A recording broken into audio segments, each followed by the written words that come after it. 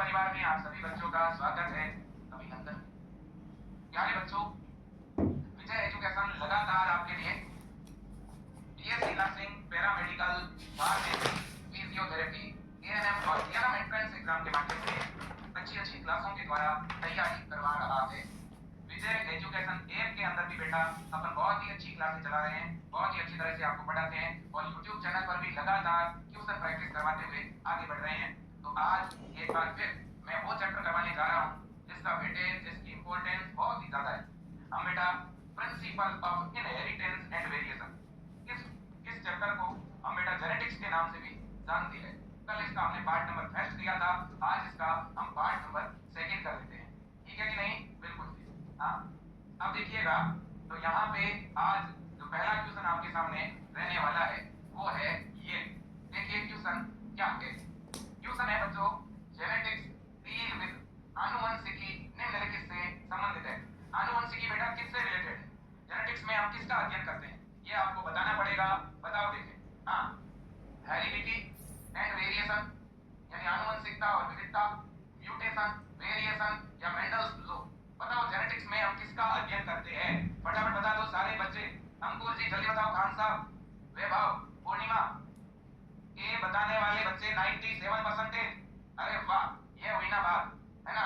ये आंसर बताने वाले अगर 96% है तो 4% भाई कुछ और आंसर बताना चाहते हैं क्या? हैं? आंसर प्रजापति जी बिल्कुल सही है बेटा। ए को लॉक कर दिया जाए, बिल्कुल ये लॉक कर दिया गया है। जेनेटिक्स सबसे पहले तो आपको ये पता होना चाहिए और मैं आपसे पूछना भी चाहता हूँ बेटा, ये जो जेनेटिक्स शब्द है ना, ये जानते हो किससे बना है? ये जेनेटिक्स बना है बेटा जीन से। ये जेनेटिक्स किसका मॉडिफिकेशन है? जीन का। और ये जेनेटिक्स शब्द दिया किसने था? ये दिया था बच्चों पेटसन नाम का एक साइंटिस्ट है। पेटसन ने ये शब्द आनुवंशिकी, ये शब्द जेनेटिक दिया था। किसने दिया था ये टर्म जेनेटिक? पेटसन ने। और जेनेटिक के फादर कौन है बेटा? फादर ऑफ जेनेटिक, तो फादर ऑफ जेनेटिक है हमारे मेंडल। कौन है बेटा? मेंडल। तो मेंडल जो है वो आनुवंशिकी के जनक है ना? पिताश्री, है ना? हाँ जी।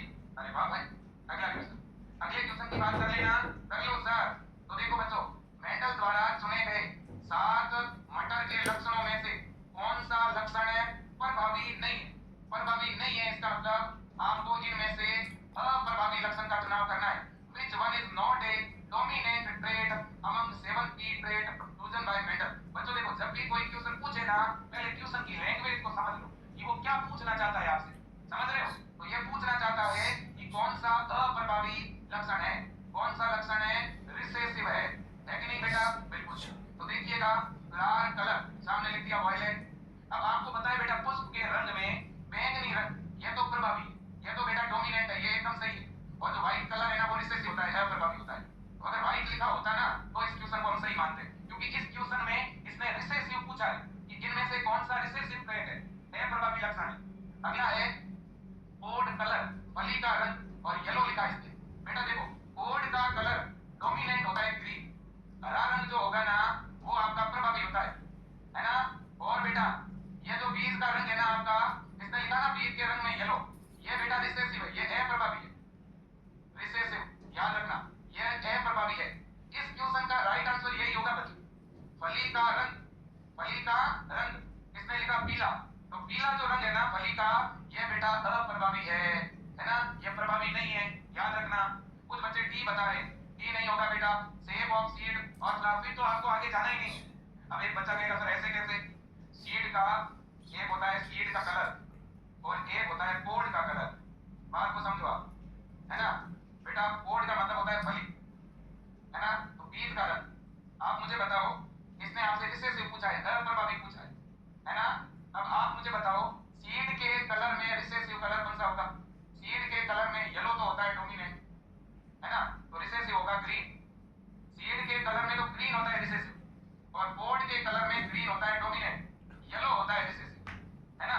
फली के रंग में पीला जो है वो आपका अप्रभावी है। तो इस वजह से यहाँ पर फली का रंग पीला, ये पीला अप्रभावी है। और इसने भी पूछा कौन सा लक्षण प्रभावी नहीं है, इसका मतलब अप्रभावी पूछा हुआ है। ठीक है ना बच्चों? बिल्कुल जी, बहुत ही बढ़िया, शानदार शानदार शानदार। अगला क्वेश्चन, गलती ना करे। ठीक है बच्चों, बिल्कुल। अगला क्वेश्चन क्या है? क्वेश्चन पे ध्यान दीजिएगा सारे बच्चे।